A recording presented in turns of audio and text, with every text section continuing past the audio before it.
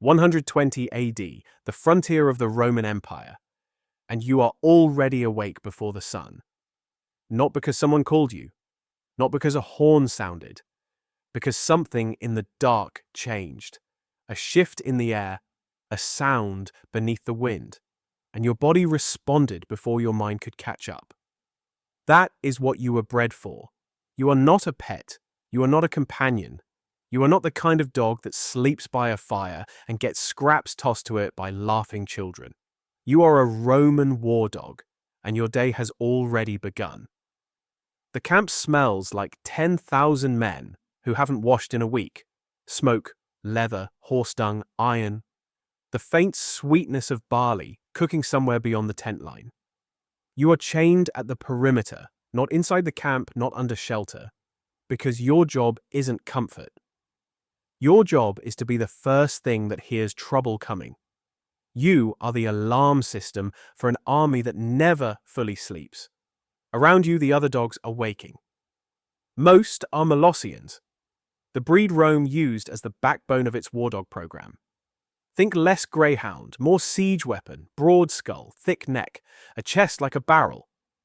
These were the ancestors of the mastiff lines we know today, but bigger, harder, and selected for one thing above all else: the willingness to go forward when everything in nature says stop. Your handler arrives without ceremony.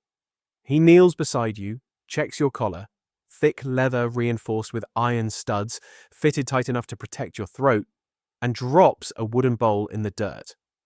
Barley mash, meat scraps, cracked bones from last night's meal. It is not good food. It is functional food. Roman war dogs were kept lean on campaign, fed enough to sustain a large, aggressive animal through a day of marching, not enough to make that animal slow. In garrison, you ate more. On the march, you ate what soldiers ate, which was never quite enough. You finish the bowl in under a minute. So does every other dog around you. Nobody lingers over breakfast in the Roman army. Within the hour, the training begins. A soldier drags a padded leather target across the dirt. Another starts hammering a spear shaft against a shield. Clang, clang, clang. Younger dogs in the line flinch. One pulls backward on its chain. Your handler watches it with no expression. That dog will not last the season. You don't flinch. You stopped flinching at noise months ago, because Roman war dog training was specifically designed to break that response. Desensitization to chaos was not optional. Drums, screaming, the shriek of horses, the smell of blood, all of it rehearsed until your nervous system stopped reading it as danger and started reading it as signal. The target swings toward you. One command from your handler. You go.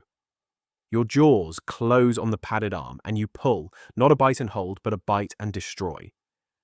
Roman war dogs were trained differently from modern protection dogs.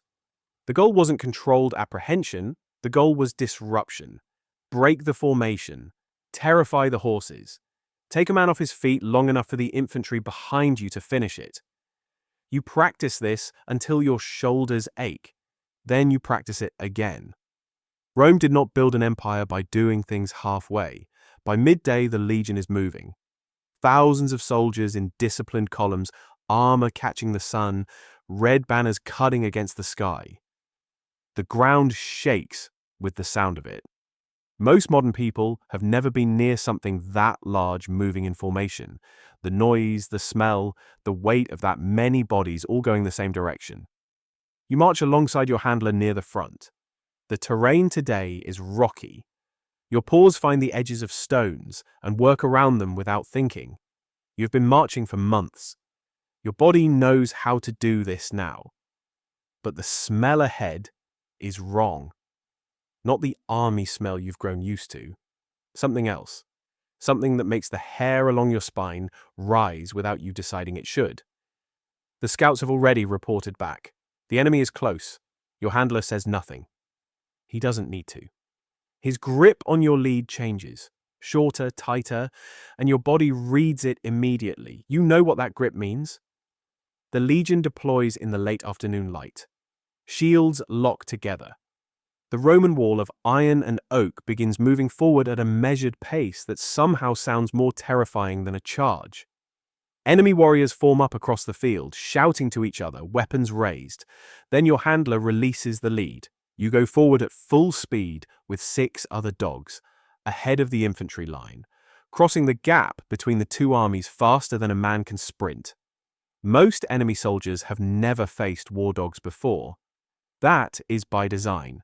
A trained war dog hitting a defensive line causes a specific kind of chaos that Rome understood and exploited. Men break formation to deal with the dog, and when they break formation, the infantry hits the gap. It is not sophisticated. It does not need to be. War rarely rewards sophistication. It rewards shock. An enemy spear buries itself in the dirt 3 feet to your left. The dog beside you goes down without a sound. You don't stop. You never stop. That was the last thing fear in your body. The battle is over before the light fully dies.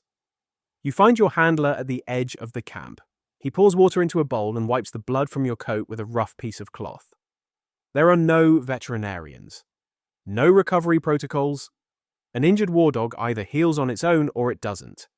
The Empire has no bureaucracy for that. You lie down at the perimeter, chained again. Guard duty doesn't stop because you're exhausted. Somewhere beyond the tree line, wolves are calling.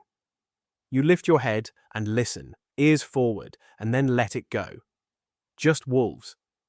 Tomorrow the Legion marches again, another river crossing, another enemy, another field that will have a different name than the ones before it and look exactly the same. Rome will record this campaign in stone eventually. The general's name, the Emperor's Triumph. The borders of the Empire pushed another few miles into the dark. Your name will not be in the stone, but you were here. In the cold and the smoke and the blood, you were here. And for an empire built on the backs of things it never bothered to remember, that was always enough. If this video got you thinking about the dogs behind the empire, the Molossus, the breeds that built these lines and then vanished from history, I put together an ebook that goes much deeper. It covers the extinct Mastiff-type breeds that served Rome and the ancient world, where they came from, how they were used, what happened to them, and which modern breeds carry their blood. It's the kind of detail that doesn't fit in a YouTube video, but that I think you'll genuinely find fascinating. It's $3.99 in the description. If you've watched this far, it was probably made for you. And if you want more content like this, war dogs, lost breeds, the animals history forgot to write down, subscribe. There's a lot more coming.